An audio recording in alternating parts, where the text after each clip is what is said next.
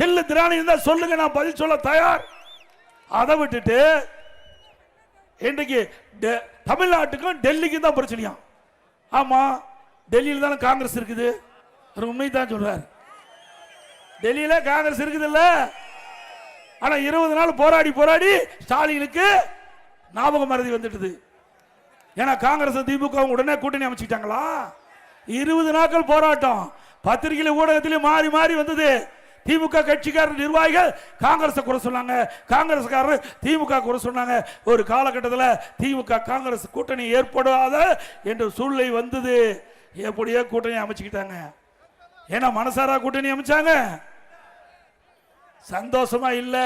அது மட்டும் இல்ல, 10 ஆண்டு காலம் திமுக அரசாங்கத்தை தாங்கி பிடிச்சவங்க கம்யூனிஸ்ட் கட்சி, விடுதலை சிறுத்தை கட்சி. 2021 சட்டமன்ற பொதுத் தேர்தலில் கொடுத்த இடத்தை விட ஆதரவு கொடுத்ததுக்காக ஒரு சீட்டு மைனஸ். எவ்வளவு நன்றி கடன் பட்டிருக்காங்க பார்த்தீங்களா?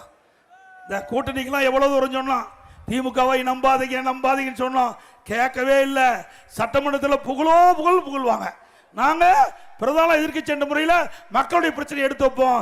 ஆனால் காங்கிரஸ் கட்சியோ அல்லது கம்யூனிஸ்ட் கட்சியோ விடுதலை கட்சியோ இந்த அரசாங்கத்தை பற்றி ஒரு குறையும் சொல்ல மாட்டாங்க. அப்படியே முதலமைச்சர் புகழ்வாங்க. புகழ்ந்ததுக்கு கிடைத்த பரிசு ஒரு சீட்டு மைனஸ்.